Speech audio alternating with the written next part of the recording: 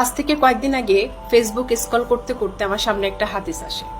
হাদিসটা এমন ছিল যে পৃথিবীর বুকে ভাই বোন যখন কথা বলে তখন উপরওয়ালা ফেরেশতাকে বলে যে সময়কে থামিয়ে দাও।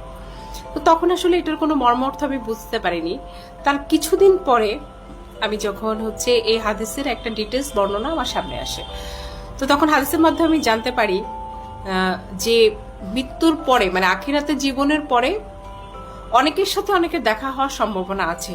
যেমন মার সাথে সন্তানের, বাবার সাথে সন্তানের, স্বামী স্ত্রীর সাথে দেখা হওয়ার পসিবিলিটি আছে, কিন্তু ভাই বোনের সাথে কখনো কোনোদিন কারো আর দেখা হবে না। ভাই বোনের সম্পর্ক পৃথিবীর পর্যন্তই, পৃথিবীর পরে মানে মৃত্যুর পরে আর কখনোই কেউ কাউকে কোনোদিন দেখতে পাবো না।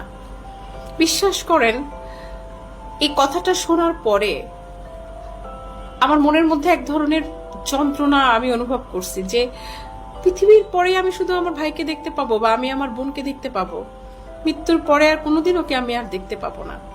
তো এই ক্ষণস্থায়ী জীবনে আমরা অনেকেই সম্পত্তির কারণে কিংবা আনুষাঙ্গিক অন্যান্য কারণে আমরা ভাই বোনের সাথে কেউ কারো মুখ দেখি না বা আমাদের সাথে কোনো কথা হয় না, টোটালি কোনো সম্পর্ক নেই, এবং এইভাবে সম্পর্কটা অনেক দিন কন্টিনিউ করে যাচ্ছি।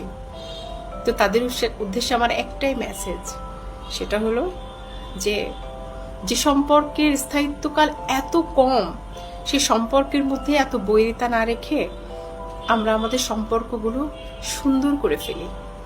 আমি যতবার আমার ভাইকে দেখি আমি ততবার Likey